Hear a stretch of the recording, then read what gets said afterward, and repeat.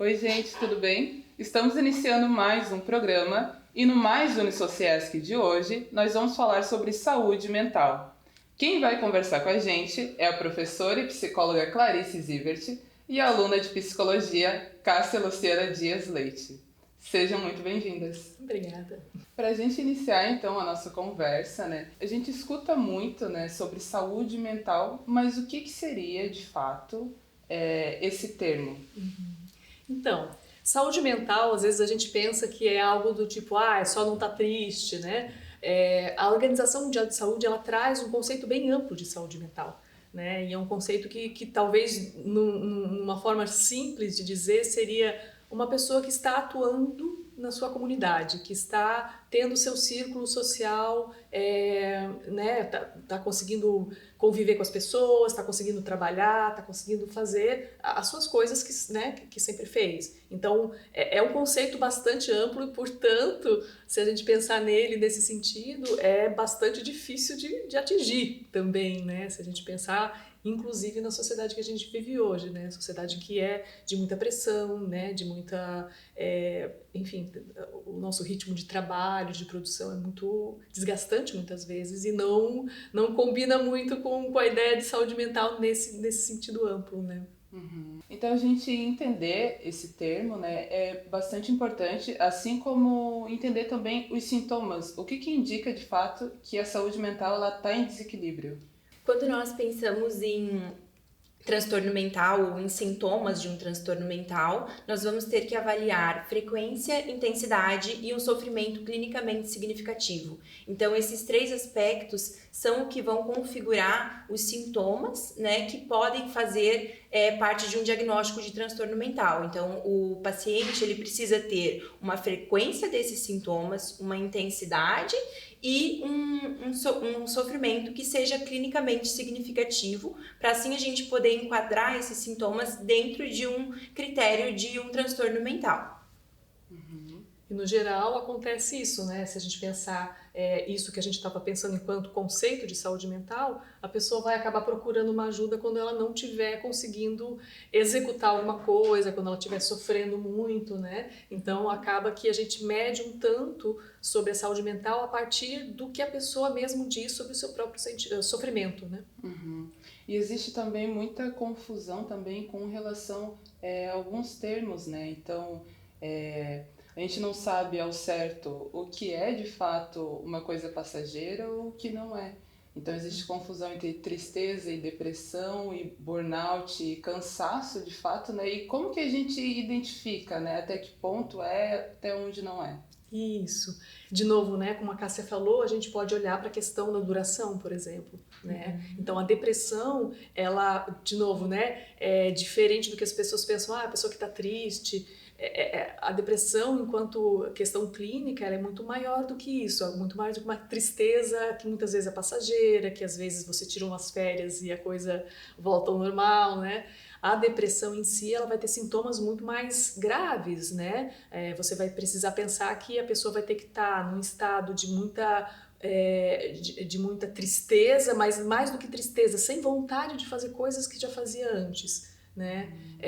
Então, essa falta de sentido para a vida, essa falta de vontade de fazer as coisas, às vezes é acompanhada por uma dor física, inclusive, né? Às vezes tem sintomas diferentes também de pessoa para pessoa, mas a gente de novo pode pensar que dentro do que a pessoa narra do seu próprio sofrimento, o quanto que isso está afetando a sua vida, né? Quando a gente vai pensar então na diferença entre o cansaço e o burnout, também tem esse mesmo critério da frequência, né, o tempo que isso dura. O cansaço ele é uma resposta fisiológica, né, natural, que tem uma curta duração, que depois de descansar, o cansaço vai embora. E quando a gente pensa no burnout, ele é uma síndrome, né, uma síndrome relacionada ao estresse no trabalho e que vai requerer muito da pessoa. Então, possivelmente, ela vai precisar procurar ajuda, às vezes vai precisar ser afastada do trabalho, né, remodelar, muito importante procurar terapia, né, procurar um tratamento adequado para a síndrome do burnout. E em relação à ansiedade, ela é sempre um problema ou ela pode ser também natural? A princípio, a ansiedade, ela é uma resposta natural do organismo, né? Então, a gente, lá nos primórdios, a gente fugia de leão, fugia dos predadores, né? Porque a gente tinha essa resposta de medo, de fuga, né? Então, isso faz parte do mecanismo humano de se proteger, né? De sobreviver no planeta. Mas a gente vive numa sociedade em que a ameaça ela é constante e ela não é mais o leão, o predador, né? Ou qualquer outro predador, mas ela é uma ameaça constante na tua segurança, na tua vida, né? Se você está inseguro em relação, se você vai ter dinheiro ou não para pagar as contas, se você vai conseguir, né, alimentar teus filhos. Então, tudo isso é uma insegurança que percorre a vida do ser humano sempre, né? De uma forma muito constante. Então, o cortisol e todo esse sistema de luta e fuga é acionado de uma forma muito constante, muito mais do que o nosso cérebro, o nosso corpo está acostumado ou pode carregar, né? Então, acaba que isso vai gerando o que a gente chama de transtorno de ansiedade generalizada, é um dos transtornos, né? Mas ele é um desses que assim, você vai desencadear isso para qualquer coisa, né? E daí acaba que você vive num mundo em que está tudo perigoso, né? O teu pensamento, o teu cérebro, tua cabeça fica toda voltada para os medos o que vai acontecer amanhã, o que vai acontecer com o meu emprego, o que vai, né? E você não vive mais o agora, e isso gera sintomas físicos também, né? Como, por exemplo, palpitação, falta de ar, vários sintomas gastrointestinais, né? A pessoa pode ficar enjoada, pode estar, enfim, parar de comer ou comer demais, né? Então tem várias questões físicas que acabam sendo consequência dessa exposição muito alta a esse medo, esse mecanismo da ansiedade, né? Mas no geral ela, assim, se fosse num mundo mais talvez tranquilo, a gente ia ter essa resposta de uma forma mais saudável, né? Por que ainda hoje existe tanta resistência em procurar ajuda, né, de um profissional? Então, é uma pergunta que a gente sempre se faz no curso, né? Vem de muito tempo, né? Assim, se você for pensar na psicologia, nas psicoterapias, elas são um tanto recentes, né? A psicologia é uma profissão recente, né? Então, quando ela surgiu, tinha um estigma muito grande de que, não, eu não sou louco, não vou precisar disso, né? A própria questão da loucura, como se olha a loucura, se olha de uma forma muito estigmatizada, num lugar de uma marginalização, num lugar de um lugar em que, né, a doença mental, o transtorno mental, né, as questões mentais, a saúde mental é sempre vista como é coisa de preguiçoso. Às vezes algumas religiões elas também infelizmente contribuem com algum pensamento do tipo, isso é só falta de Deus, né? Então, às vezes, esse tipo de colocação impede pessoas de procurarem ajuda, né? Porque, não, eu tô assim porque eu sou preguiçoso, eu tô assim porque, sei lá, falta Deus na minha vida, eu tô assim, ou eu não sou louco, eu não preciso disso, né? Então, são as falas que a gente ainda vê que fazem com que as pessoas não procurem ajuda, né? No entendimento de que, estamos em um mundo bem maluco, né? Então a gente precisa de ajuda muitas vezes, E né? esse tipo de fala ela é bem comum, né? As pessoas reproduzirem. E como que a gente pode, de certa forma, quebrar com isso, né? Eu acho que é educação, né? Romper, eu acho que com esse sistema, com esses estigmas que a gente vive, de pensar sobre o paciente de saúde mental ou pensar em doenças mentais de uma forma muito estigmatizada, como doente, como loucura, são formas que só atrapalham e atrapalham muitas vezes quem mais precisa de ajuda, né? Então, romper com isso parte, acho que, da educação, não tem como, né? E a partir do momento que a gente tem uma sociedade mais instruída, mais voltada para a saúde mental, que entende o que a saúde mental pode afetar e como que uma pessoa bem tratada pode melhorar, então acho que a gente ajuda a romper com esses estigmas que são muito frequentes ainda e que vai caminhando a passinhos de tartaruga para a gente tentar mudar, né? E compreender que a gente é uma unidade, né? Então, muito desse pensamento vem da ideia de que a mente é diferente do corpo, está separada do corpo, né? Então, esse é um pensamento também que a gente ainda esbarra e que a gente precisa pensar bem. Uma pessoa que tem uma, sei lá, uma diabetes, uma doença, uma gripe, né? Isso vai afetar, né, o bem-estar mental dela também, assim como o contrário. Uma pessoa que está enfrentando alguma questão no relacionamento, alguma questão de saúde mental, ela vai ter consequências clínicas, consequências, né, no corpo. Então é uma coisa só. Então a gente não pode ficar tratando separado ou como se fosse a saúde mental não faz parte aqui da medicina. Sim. Né? Às vezes até tem um pouco disso, assim, ou não faz parte de algo que precisa ser olhado através da ciência, através de um olhar clínico, através de um olhar profissional. Né? Falando agora sobre ajuda profissional, né? Muita gente tem dúvida sobre quando deve procurar e quem deve procurar, se é de fato um psicólogo ou um psiquiatra. Certo. Quando procurar ajuda é uma pergunta interessante para pensar. Eu acredito que a partir dos sinais e sintomas que você estiver apresentando. Então, estou tendo prejuízo, estou tendo dificuldade nos meus relacionamentos, ou estou passando por um período difícil, e além dos sinais e sintomas, né, que precisam de uma frequência, de uma intensidade, de um sofrimento clinicamente significativo, são bons inícios para procurar ajuda. E a diferença entre os profissionais psicólogo e psiquiatra. Então, o psiquiatra, ele é um profissional médico. Ele cursou medicina e depois ele fez, né, a residência, a especialização em psiquiatria. Ele é um profissional habilitado para tratar questões de saúde mental e, inclusive, fazer prescrição de medicamentos. Já o psicólogo é um profissional que fez o curso de psicologia, se especializou em alguma abordagem, também muito capacitado para atender às demandas de saúde mental, mas ele não vai fazer a prescrição de medicamentos, mas ele vai fazer o acompanhamento terapêutico desse paciente, né? Então ele vai criar junto com o paciente um plano terapêutico para poder reabilitar esse paciente de saúde mental. E é sempre importante a gente pensar na união desses dois profissionais, né? Então, a questão da saúde mental, ela se baseia em vários pilares.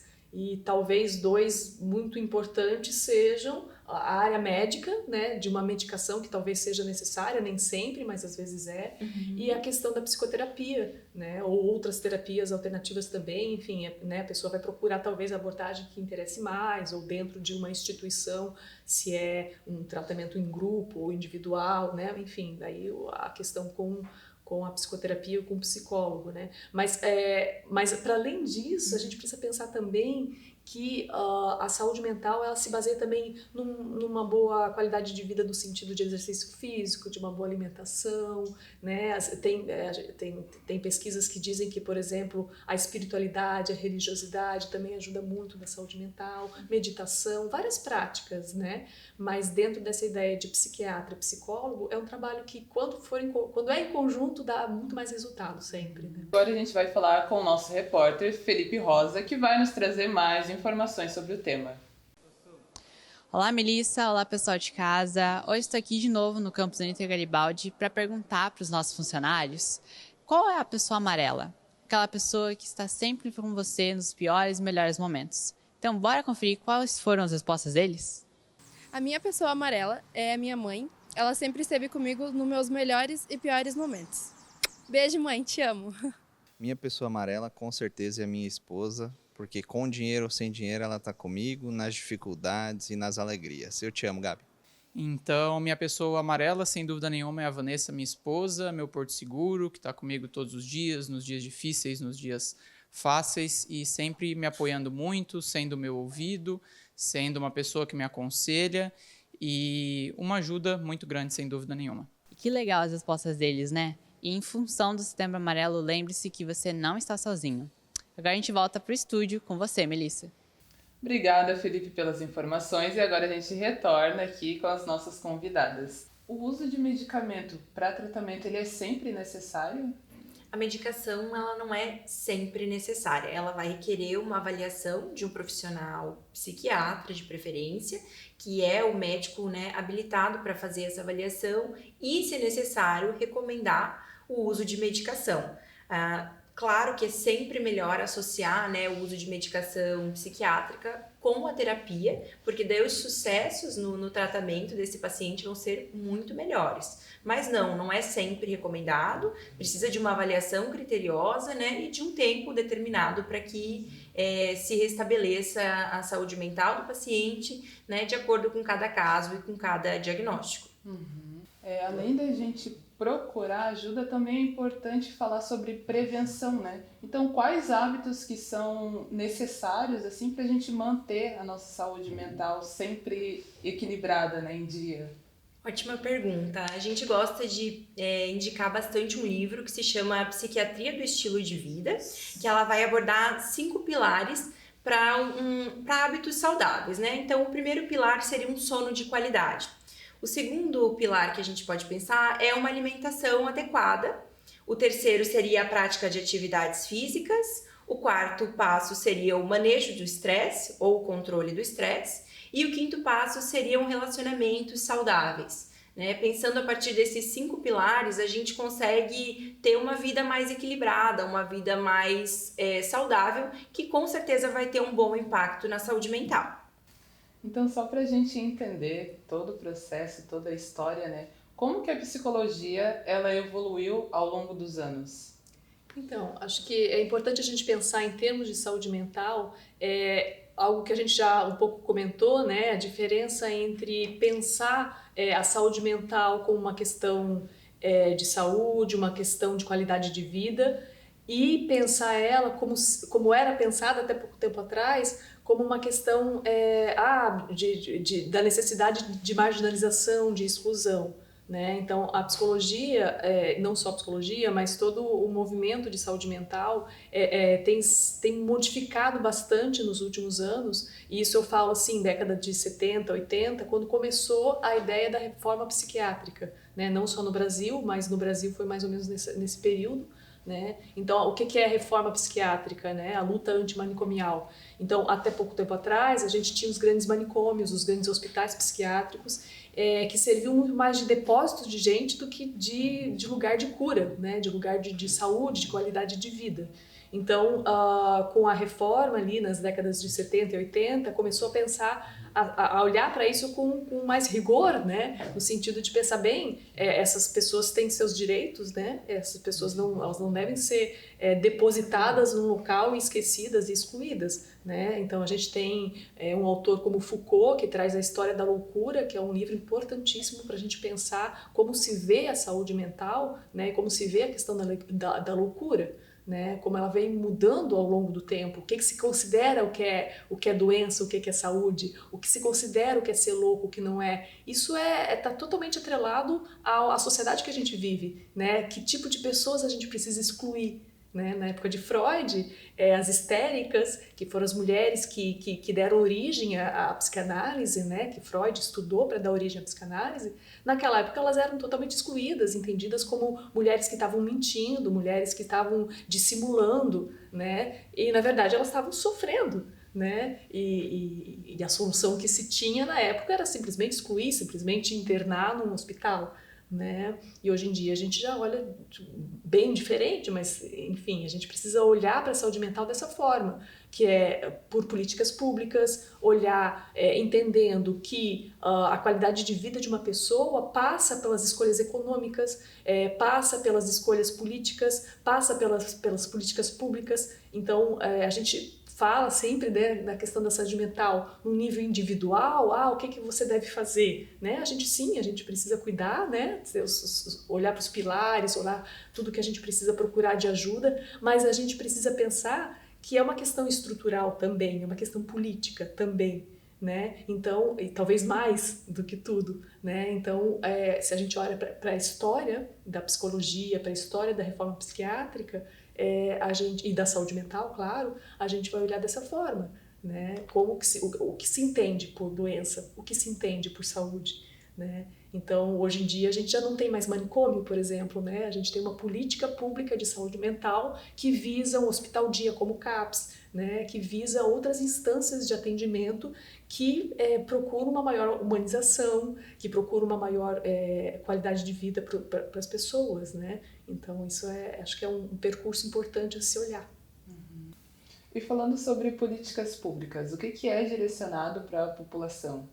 Então, o SUS, né, o Sistema Único de Saúde no Brasil, é um dos sistemas mais avançados nesse sentido e importantes, né? Em termos de saúde mental, a gente vai ter várias instâncias, por exemplo, né? Então, a pessoa está num surto psicótico, que é a coisa mais grave que pode se pensar em termos de saúde mental, né? Das mais graves. Então, ela está tendo, não sei, uma ideação suicida, um surto, algo que precisa ser contida, ela vai para um hospital geral, né, e que tenha uma assistência emergencial psiquiátrica, né, para ficar, de repente, internado alguns dias. Esse é a última ponta né, do atendimento. Mas pessoas que estão com sofrimento psíquico, elas podem procurar, por exemplo, os CAPs, né, que são os Centros de Atenção Psicossocial. Nas cidades, né, as cidades brasileiras quase todas têm esse centro, que é tipo um hospital-dia. A pessoa chega lá, no geral são portas abertas, ela chega, é atendida, é acolhida, né, e vai ter um atendimento com psiquiatra, com psicólogo, com terapeuta ocupacional, né. Os próprios, as unidades básicas de saúde, as UBSs, elas também, né, você pode procurar um atendimento com um clínico geral que vai te encaminhar também. Então é uma rede bem capilarizada nesse sentido, né. Temos outras instâncias também dentro do SUS que ajudam a fazer uma reinserção social. Os CAPs também eles têm divisão também para a unidade de álcool e drogas, unidade que atende à noite, por exemplo, né? Enfim, mas essas são grandes instituições, grandes instâncias que atendem a população gratuitamente de uma forma que abrange várias questões, né? Então, e claro, a gente também pode pensar em termos de gratuidade ou de atendimento mais social. Algumas universidades elas também possuem, por exemplo, a Unisociesc, que tem a clínica escola, né, que atende a população de forma gratuita através dos seus estagiários de psicologia, de fisioterapia, de odontologia. Então, também é uma forma de assistência à saúde mental que é gratuita, né? A Unisociesc tem também o NAP, por exemplo, né, que é um núcleo de assistência, núcleo de apoio psicopedagógico e de inclusão, que é um núcleo interno da instituição que atende os estudantes, né, acolhimento emocional, atende em termos de aprendizagem, né, dificuldades de aprendizagem, questões de inclusão, de diversidade. Né? Então, a Unisociesc, por exemplo, tem essas instâncias internas e externas que também têm esse tipo de assistência à saúde mental. Uhum. Falando um pouquinho agora sobre os métodos, né, que são muitos. Poderia explicar para a gente quais os tipos de abordagem, como que elas são feitas, assim, as principais? Uhum. Então, a gente tem várias abordagens em psicologia, né? Se a gente for pensar em psicoterapia, por exemplo, porque o psicólogo ele atende não só como psicoterapeuta, ele pode atender em hospitais, em escolas, nos RHs, nas empresas, né? Mas pensando na linha da psicoterapia, que é a linha da saúde mental, né? A gente pode falar, por exemplo, da psicanálise, né? O famoso Freud explica. Temos a gestalterapia, temos a TCC, né? A terapia cognitivo-comportamental, que está bastante em voga, né? Que tem um olhar um tanto de uma terapia mais breve, muitas vezes. Enfim, temos algumas terapias também bioenergéticas, que tem mais uma pegada do corporal também, né? São diversas abordagens que as pessoas podem também procurar por esse sentido, que às vezes vai no psicólogo, eu não gostei muito dessa abordagem, não me identifiquei muito, né? De repente uma outra abordagem a pessoa pode se identificar mais, né? Então são formas de olhar a questão, né? Nós estamos no mês de setembro, onde é realizada a campanha, né, de Setembro Amarelo, contra a prevenção do suicídio. Vocês poderiam comentar sobre a importância dessa campanha?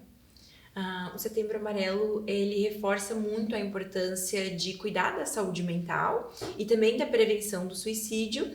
e ele é muito importante principalmente para quebrar os estigmas que tem em torno da saúde mental, trazer maior atenção para o assunto, né, divulgar mesmo a questão de prevenção do suicídio, quais são as fontes de acesso que as pessoas podem procurar auxílio e ajudar mesmo na divulgação, né, tornar a questão da saúde mental mais acessível e mais visada. E para a gente encerrar, qual que é a dica que vocês dão para as pessoas que querem ingressar, seguir a profissão como psicóloga ou como psiquiatra, né? E como também é ser psicóloga e como é ser estudante de psicologia? Então, vou falar do meu lugar de psicóloga, né? A psicologia é uma profissão muito bonita, né? Tenho muito orgulho de ser psicóloga, mas não é muito fácil. Acho que, como qualquer outra profissão, exige bastante estudo, sempre um aperfeiçoamento sempre constante, né? E como é uma área também muito abrangente, assim como a medicina, né? Como, né, você mencionou a questão da psiquiatria, né? Que é uma especialidade médica, né? Na psicologia a gente também tem as especialidades, né, os campos de atuação que são bem diferentes um do outro. Então a gente sai da faculdade e precisa achar o nosso lugar de trabalho, né, que vai exigir uma certa especialização, que vai exigir uma abordagem, que vai exigir um aperfeiçoamento constante e uma ética. Isso acho que é uma questão muito importante para a gente pensar, né? É uma profissão que lida com a mente humana, que lida com o ser humano, então a gente precisa estar num lugar de muito respeito, de muita ética e de muito profissionalismo, né? Para mim, sobre ser estudante de psicologia é um grande desafio, né? Psicologia é um curso com uma grade horária densa, com uma matriz curricular muito completa, que exige muita leitura, muita dedicação, mas que abre muito a visão, né? Traz muito conhecimento sobre as diversas abordagens, sobre as várias áreas de atuação. Então eu diria que é um desafio, mas que ao mesmo tempo acrescenta muito e para mim vale muito a pena. Então é isso, gente. A gente encerra por aqui. Agradeço a presença da professora Clarice, da Cássia, e nós nos vemos no próximo programa.